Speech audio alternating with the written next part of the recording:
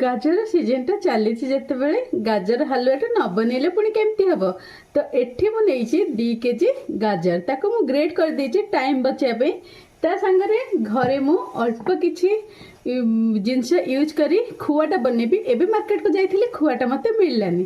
खुआटा जेहेतु मिललानी तेणु मते ताको घरे प्रिपरेशन करिया को पड़िबो। तो चलंतु टिके ट्विस्ट एंड टर्न रहिबो एई रेसिपी रे। तो चलंतु रेसिपी आरंभ करिबा। प्रथम हमें कड़ाई को गरम करी सेथिरे किछि गुआ घी पकई देबा। तापर सेथिरे गाजर को पकई आमे 2 मिनिट पय भाजी नवा। बस 2 मिनिट पय जेमति गाजरटा टिके भल्लरे घी रे गोळे हेजि। तापर मु एठी नेछि 1 केजी फुल क्रीम क्षीर। तो फुल क्रीम क्षीर ही रेसिपी रे भल लागे। आउ गाजर चंक्सटा रहिले ही रेसिपी रे भल लागे। गाजरटा बहुत सिझी गले भी तार टेस्ट भल आसीबनी।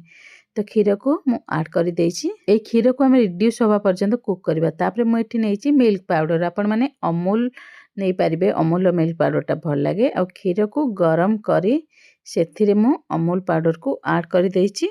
पाखापाखि 5 रु 6 टेबल स्पून मु नेइथिली मिल्क पाउडरटा। तापर से क्षीरटा जो गरम क्षीर रे आमे ताको देकी एमती भाबे मोटा हवा पर्यंत आमे कुक कर नबा। आउ एटा मु पछरे एल्युमिनियम टा यूज कली काहेकि ना स्टील रे सेटा चिपकिया को धीरे धीरे लागिवो। कंटिन्यू ताको चलेबा को पड़ियो। सांगरे पड़े गाजर हलवा भी कंटिन्यू चलांतु।